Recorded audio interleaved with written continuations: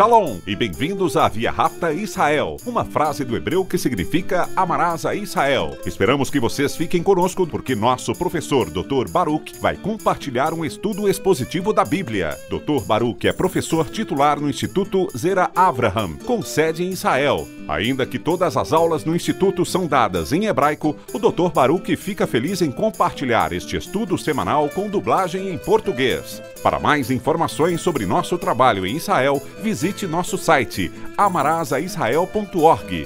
Fiquem agora com o Dr. Baruch e a aula de hoje. We're going to begin with a very important test. Hoje vamos começar com um teste muito importante. E esse teste é para revelar se você é crente ou não. A Bíblia é muito clara. Quando alguém aceita o Evangelho, o Espírito Santo entra nessa pessoa e eles se tornam uma nova criatura no Messias. Agora, o que dizem as Escrituras? Todas essas coisas formais não existem mais.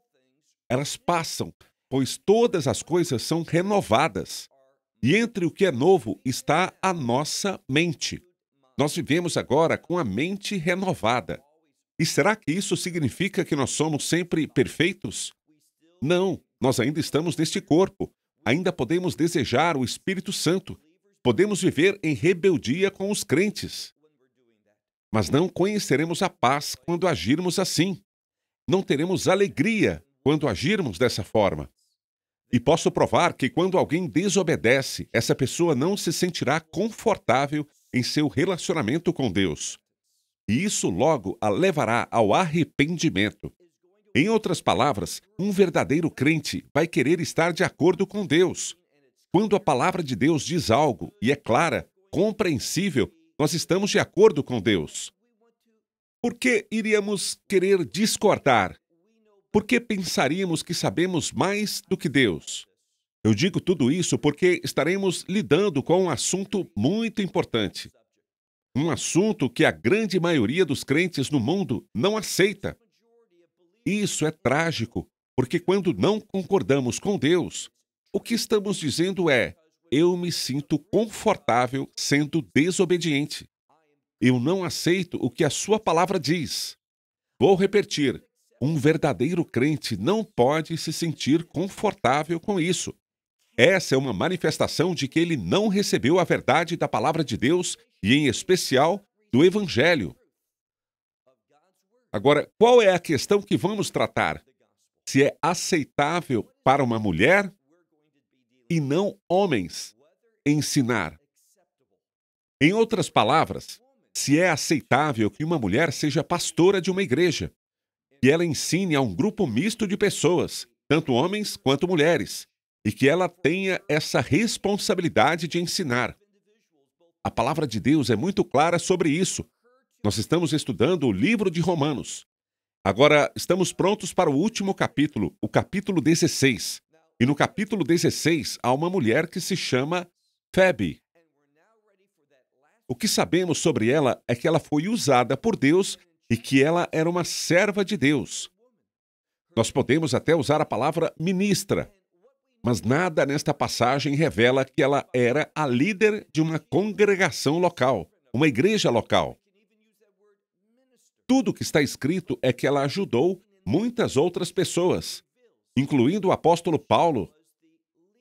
Nada em Romanos 16, em seus primeiros versículos, onde ela é mencionada, onde se faz alusão a ela, nada diz que ela está ensinando, que ela é uma pregadora, que ela está fazendo alguma coisa que hoje, infelizmente, em muitas congregações, as mulheres estão fazendo. Isso é interessante. Veja, eu quero que nós possamos nos referir a dois lugares da Escritura. Os dois lugares a que quero me referir são: o primeiro é 1 Coríntios, capítulo 14, versículos 33, 34 e 35. O que está escrito nesses versículos? Está escrito que as mulheres, na sua congregação local, devem ficar em silêncio. Mas será que isso significa que elas não podem conversar com os outros?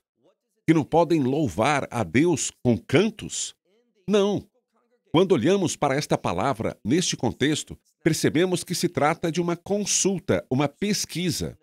É uma palavra argumentativa. Mas precisamos entender que a palavra de Deus vem até nós dentro de um contexto.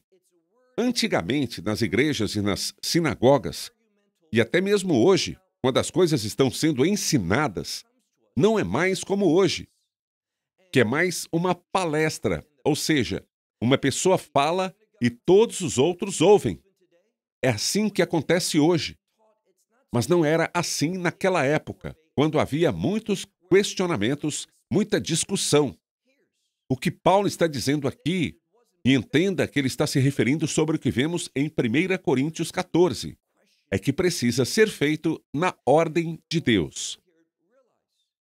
Portanto, quando chegar a hora de ensinar, debater e questionar, nesse momento a palavra de Deus diz: não sou eu que digo, mas é a palavra de Deus que diz que as mulheres deviam ficar em silêncio. Se quisessem saber alguma coisa, se tivessem alguma dúvida, então, em casa, elas deviam perguntar aos seus próprios maridos. Se elas não forem casadas, elas podem marcar uma reunião com o líder, com o ancião, com o diácono, com o pregador, e então discutir sobre essas coisas, mas não de forma pública, onde há discussões. Por quê? Porque isso pode trazer desordem, pode trazer ressentimentos. Então, isso que a palavra de Deus diz. Agora quero me referir a um segundo lugar, um lugar muito importante, que é encontrado em 1 Timóteo, capítulo 2. Aqui, novamente, começando nos versículos 10, 11, 12 e seguintes, nós descobrimos que Paulo está instruindo o jovem Timóteo a liderar congregações, dizendo assim: eu não permito, olhe no versículo 12, eu não permito que uma mulher ensine ou usurpe, ou seja, desafie a autoridade de um homem, ou seja, o posicionamento de Deus para esta função que é para um homem. Isso não deveria ser feito. Fica muito claro quando olhamos para essas passagens em 1 Coríntios 14 e em 1 Timóteo capítulo 2, não há nada confuso. Pelo contrário, tudo está bastante claro. As pessoas dizem o tempo todo: sabe, isso é daquela época, os tempos e a cultura mudaram, as mulheres têm um pensamento diferente, uma posição diferente hoje do que tinham naquela época. Isso pode até ser verdade, mas não é o que a palavra de Deus apresenta como razão. A questão não se limita ao tempo. Por quê? Bem, quando olhamos, por exemplo, o versículo 13, ele nos diz que o homem foi criado primeiro e depois a mulher, segundo Gênesis capítulo 2. Além disso, nós vemos no próprio versículo, o versículo 14, nós vemos que a mulher, no jardim do Éden, foi enganada, não o homem. Então, é uma consequência de duas coisas. A primeira, o homem foi formado antes. E a segunda, nós sabemos que a mulher foi enganada. Em sua opinião, Deus é livre para você? Ele é soberano? Ele realmente é Deus, de forma que, se ele disser: eu não permito que uma mulher fale na igreja local, neste contexto de discussão e debate de passagens de forma pública, eu não permito que ela ensine de maneira formal, desafiando a autoridade, sobre os homens. Será que Deus tem o direito de incutir isso para manter a ordem que Ele quer? Será que Deus pode dizer, já que a mulher foi enganada no jardim do Éden, que uma das consequências é que ela não ensine, não desafie a autoridade sobre os homens? Depois, nós vemos outra coisa nas Escrituras, nessa mesma passagem, nós vemos que a palavra de Deus veio pelos homens. Deus a colocou e foi Ele que a distribuiu. Mas a palavra de Deus só veio para as mulheres. Então a palavra veio de um homem para as mulheres. Tudo isso é a razão bíblica para Deus afirmar: eu não permito. E Paulo escreveu isso: eu não permito que uma mulher ensine ou usurpe a autoridade de um homem como pastor, pregador, etc. E eu digo isso por causa do que veremos em Romanos 16. Como também as pessoas observam o que está escrito lá. Por favor, pegue sua Bíblia agora e olhe comigo em Romanos 16. Vamos olhar os primeiros versículos que trata inicialmente dessa mulher, Febe. As pessoas usam esta passagem de forma totalmente contrária ao que é dito aqui, tirando-a do contexto, adicionando coisas, interpretando coisas que não estão lá para justificar. Ouça bem, para justificar seu próprio desejo e tentar também justificar sua rebeldia. O que é rebeldia? Eu quero o que eu quero, e eu não me importo com o que Deus diz. Não é isso que um crente diz. Pergunte novamente, será que todos nós nos debatemos às vezes com a palavra de Deus? Sim. Será que às vezes nós falhamos com Deus e desobedecemos e entristecemos o Espírito Santo? Sim, somos todos culpados, mas isso deveria ser a exceção e não a norma. É isso que está escrito. Veja o versículo 1. Romanos capítulo 6, versículo 1, ele diz: mas, que significa que há uma nova questão com a qual ele está lidando, que não continua. Veja o que ele diz, pois está concluindo esta epístola, dizendo, mas eu recomendo. Literalmente, a palavra usada significa apoiar, mas em português usaríamos outro sentido. Mas eu recomendo a vocês, Febe, nossa irmã, que é... E aqui está a palavra que significa simplesmente um servo, alguém que ministra. As mulheres deveriam servir? Sim, deveriam. Elas deveriam ministrar em nome do Messias? Sim, deveriam. E há muitas, muitas coisas que as mulheres podem fazer. Mas esta não é a palavra que é usada para ser líder de uma congregação local, ou desempenhar o papel de pastora, ou de professora. Simplesmente aqui diz que ela é uma serva. Ela é uma ministra de Deus. E nós vemos aqui, preste atenção, que é uma serva da congregação, ou seja, da igreja, que estava em Cencreia. Foi lá onde ela primeiro serviu, mas o ministério que ela tinha, como veremos daqui a pouco, ia além disso. Deus a usou poderosamente, mas nada aqui diz que ela ensinava, que tinha autoridade sobre os homens. Paulo não lhe deu ordens, pedindo às pessoas que ficassem com ela. Literalmente seria isso que diria, se esse fosse o caso. Então é tão decepcionante que tenhamos versículos claros em 1 Coríntios 14, versículos 34 e 35. Como também temos versículos em 1 Timóteo, capítulo 2, versículos 11, 12, 13, 14, 15 e 16. Tudo isso você lê, está claro. Então, não devemos olhar para todos eles e ler coisas no texto que não estão lá para justificar o que nós queremos. Não é isso que um verdadeiro crente faz. Deixe-me simplesmente dizer que há uma outra mulher que é popular, e ela também aparece na televisão e em outros meios de comunicação, e ela diz desta forma: esta é a sua justificativa para usurpar a autoridade que Deus deu aos homens. Ela diz: olha, existe uma mulher em João, capítulo 4, no poço. Uma mulher samaritana. Sim, ela contou às pessoas sobre Yeshua, sobre Jesus. Sim, ela fez isso. Glória a Deus por isso. Mas não é disso que estamos falando. É permitido para uma mulher compartilhar sua fé com homens e mulheres? É claro que sim. Não só é permitido, como espera-se que isso aconteça. Mas você não concorda que há uma diferença entre uma mulher ter uma conversa com outra mulher, ou mesmo com outro homem, sobre sua fé ao compartilhar o Evangelho? É algo totalmente diferente de estar em uma congregação local, numa posição formal como professora da escola bíblica daquela congregação. Essas duas coisas não estão relacionadas. Então, para alguém dizer: olha, eu justifico minhas ações ao ensinar, ao ter autoridade sobre os homens por causa da mulher samaritana. Sabe o que eu diria? Fuja dessa mulher porque ela é incapaz de conseguir fazer a interpretação das Escrituras. Por que você usaria uma passagem onde uma mulher está contando aos outros sobre uma experiência? para justificar ter um papel formal, ter uma posição numa congregação local, numa igreja local. E ao agir assim, fazer algo que Deus não aprovou.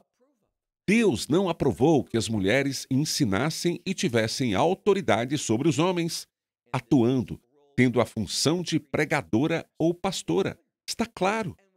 Quando as pessoas rejeitam isso, as pessoas dizem: este é um assunto polêmico. Agora, nós podemos ver coisas na Bíblia que são discutíveis. Por quê? Pode não ser tão claro, nós podemos até ser capazes de interpretá-lo de muitas maneiras diferentes, mas este não é um deles. Quando a Escritura diz: eu não permito que uma mulher ensine, que tenha autoridade sobre os homens, está muito claro. Quando tratamos daquela época de ensino que se diz: eu quero que as mulheres permaneçam em silêncio, não para se envolverem neste debate, nesta discussão, de uma forma pública. Está claro. Quando alguém se revolta contra isso e se sente em paz, se sente confortável assim e se justifica distorcendo a palavra de Deus, esta é uma pessoa que, na minha opinião, não teve uma verdadeira relação redentora, uma experiência com o Evangelho, porque ninguém pode simplesmente andar em contínua desobediência à palavra de Deus e se sentir confortável com isso. Então, olhe nossa passagem novamente, Romanos 16, começando no versículo 1. Mas eu recomendo a vocês, Febe, nossa irmã, que é uma serva da congregação, da igreja de Cencreia, para que vocês a recebam no Senhor e que vocês façam isso, como está escrito, de maneira digna. Ou seja, de maneira adequada, dos santos. Ou seja, como os santos devem receber uns aos outros. E que vocês a ajudem em tudo que ela precisar. Então está escrito, em tudo que ela precisar. Mas há outra palavra.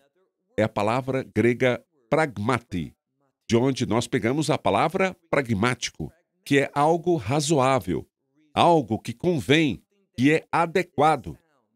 Assim, quaisquer que sejam as necessidades dela, para que vocês recebam ajuda, ela está ajudando as congregações. Quando ela vier até vocês, se ela precisar de algo, que vocês ofereçam ajuda, as coisas necessárias, as coisas adequadas, coisas para que ela possa ser usada por Deus para ser uma bênção. E diz aqui, continue lendo o final do versículo 2. Pois também ela. A palavra que muitas Bíblias usam é amparo. Mas o que essa palavra significa simplesmente?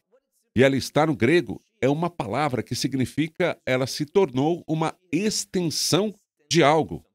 Ela acrescenta algo que está faltando e ela preenche. E todas as escrituras dizem, é um termo muito genérico, que ela se tornou uma extensão para muitos, inclusive para mim. Em outras palavras, ela ajudou a Paulo e ela ajudou muitas outras pessoas para que os propósitos de Deus, a vontade de Deus, o ministério de Deus fossem concluídos, que avançassem, que prosseguissem de maneira poderosa e bem-sucedida. Nós também vemos outra coisa. Olhe novamente para esta passagem, mas agora vamos passar para o versículo 3. Começando com o versículo 3, nesta próxima parte, vemos que Paulo irá saudar muitas pessoas. Ele vai querer levantá-las, bendizê-las pela sua fidelidade, de forma que ele saiba em primeira mão. Então, vamos analisar vários versículos onde Paulo saúda e quer que eles saúdem e que sejam uma bênção, que os recebam bem. Então ele diz, olhe agora para o versículo 3. Saúdem Priscila e Áquila, meus companheiros no serviço no Messias e Yeshua. Nós já ouvimos falar deles no livro 1 Coríntios, por exemplo. Então, nós vemos aqui duas pessoas, o marido e a mulher, que também são servos de Deus, que vieram ao lado de Paulo para promover seu ministério e desempenhar um papel designado por Deus. E Paulo foi bastante abençoado por esse casal. Veja o que ele diz, que em nome da minha alma, provavelmente significa minha vida, a própria essência de quem eu sou, e provavelmente diz como um ministro de Deus, em nome da minha vida, as suas próprias gargantas. E essa é a palavra, suas próprias gargantas que eles estabeleceram, que determinaram. Aqui está sendo usada uma palavra que indica que eles foram sacrificados. Continuando, ele usa uma palavra que se refere à garganta que fica bem aqui, na frente. E isso quer dizer que eles que estão dispostos a arriscar suas vidas a fim de promover o chamado de Deus na vida de Paulo, naquele ministério. Desta forma, eles estavam vivendo com muito sacrifício, e Paulo quer que eles sejam saudados, e ele quer homenageá-los. Ele diz mais adiante no versículo 4, que não só eu lhes dou graças, não sou só eu que dou graças, mas todas as congregações dos gentios, ou seja, as nações, todas as congregações fora de Israel. É o que ele está dizendo. Por quê? Porque é aqui que eles estão servindo. Então ele exalta esse casal e o valioso serviço que eles realizaram nas congregações, como também com Paulo. Agora, veja o versículo 5. Ele fala sobre a congregação, sobre a assembleia local, sobre a igreja que se reúne na casa deles. Então ele quer que eles também os saúdem, que saúdem as pessoas daquela congregação em sua casa. Vamos para a segunda parte do versículo 5. Saúdem. E vamos analisar. Muitos nomes aqui. Está escrito saúdem. E nós vemos o homem, Epeneto, meu amado.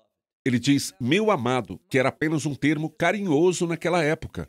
Elevando-o como um amigo especial, ele diz, que foi o primeiro. Agora, dependendo da Bíblia que você tem, se estiver estudando numa Bíblia com a versão do Rei Jaime, ou a nova versão do Rei Jaime, que se baseia nos textos receptos, vai estar escrito o primeiro de Acácia. Mas se você estiver usando o texto crítico, aquele que apresenta as variantes que são diferentes dos textos receptos, vai estar escrito a Ásia. Então, esse homem de quem estamos falando, esse aqui, o Epêneto, ele diz, foi o primeiro, provavelmente o primeiro crente em Acácia para o Messias. Versículo 6, ele diz, saúdem Miriam. A sua Bíblia traz, porém, Maria. Saúdem Maria, que trabalhou muito. Novamente, nos textos receptos, está escrito para nós. Mas em outras traduções, você encontra para vocês. Versículo 7, saúdem Andrônico e Júnias. Observe que ele diz aqui sobre eles, meus parentes. O que significa que eles são companheiros judeus. Não apenas companheiros judeus, mas também ele diz, meus companheiros de prisão. São notáveis. Ele quer elevá-los por serem esses prisioneiros. Eles são notáveis. Entre quem? Entre os apóstolos. E também ele diz sobre eles, que estavam antes de mim no Messias. O que significa que eles se converteram ao Messias antes dele. Agora, olhe para o versículo 8. Saúdem Ampliato, o amado, meu amado no Senhor. Um outro amigo próximo. Saúdem Urbano, nosso companheiro no serviço no Messias.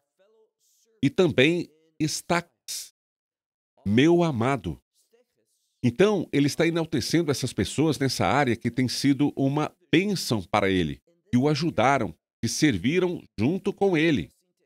Ele quer que este grupo em Roma esteja familiarizado com eles, porque essas pessoas trabalharam muito próximas a Paulo e podem estar vindo também. E eles podem ter contato com elas. Então, ele quer que eles os conheçam. Olhe agora para o próximo versículo, o versículo 10, onde está escrito, saúdem Ápeles, o aprovado no Messias. Então aqui está se falando sobre alguém que tem um testemunho poderoso que literalmente documentou, comprovou. Suas Bíblias podem dizer aprovado, mas se fundamentou no Messias. E saúdem os que pertencem à casa. Isso tem a ver com a família de Aristóbulo. Versículo 11. Saúdem Herodião, meu parente, um outro judeu, e saúdem também aqueles provavelmente da casa de Narciso, que estão no Senhor. Então, aqueles que provavelmente eram daquela congregação em sua casa ou da sua família, que são crentes, ele está ordenando a amigos crentes para este grupo em Roma. Versículo 12. Saúdem Trifena e Trifosa, que também trabalharam no Senhor. Agora vamos ao versículo 12, segunda parte. Saúdem Pérside, a amada que trabalhou muito no Senhor. Aqui, novamente, ele está apontando coisas especiais sobre eles. O que eles fizeram com Paulo e para Paulo. Versículo 13. Saúdem Rufo, o eleito no Senhor. Aqui apenas enfatizando ele. E sua mãe, também minha, significando que Paulo tinha um relacionamento próximo com essa mulher, a mãe de Rufo, como se fosse quase uma própria mãe. Versículo 14. Saúdem Assíncrito e Flegonte, e Hermes, Patrobras, Hermas, e os irmãos, ou seja, irmãos e irmãs que estão com eles.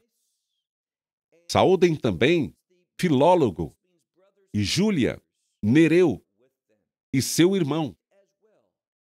Algumas traduções trazem irmão dela, mas é melhor irmão dele.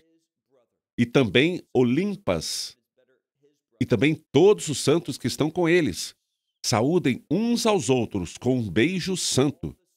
Saúdem as congregações do Messias. Algumas traduções trazem todas as congregações do Messias, ou seja, que vocês saúdem todas as congregações no Messias. Então, Paulo, nesta primeira parte de Romanos 16, expõe uma verdade importante que devemos ser respeitosos com aqueles servos, os companheiros que são servos, que Deus usa. Que vocês os saúdem, dando-lhes as boas-vindas, ajudando-os, auxiliando-os a fazerem a obra do Senhor. Porque aqui eu concluo. Até a próxima semana, quando faremos a segunda parte de Romanos 16 e quando terminaremos nosso estudo desta epístola. Esperamos que você tenha desfrutado da aula de hoje e que possa compartilhá-la com outros. Te convidamos a participar e nos acompanhar a cada semana, a esta hora e por este canal, em mais um episódio de Amarás a Israel. Para mais informações em português, visite amarasaisrael.org, onde encontrará muitos outros estudos realizados pelo Dr. Baruch. Até a próxima semana. Que Deus, nosso Messias e Yeshua, nosso Senhor Jesus Cristo, te abençoe durante a sua caminhada com Ele. Shalom, desde Israel.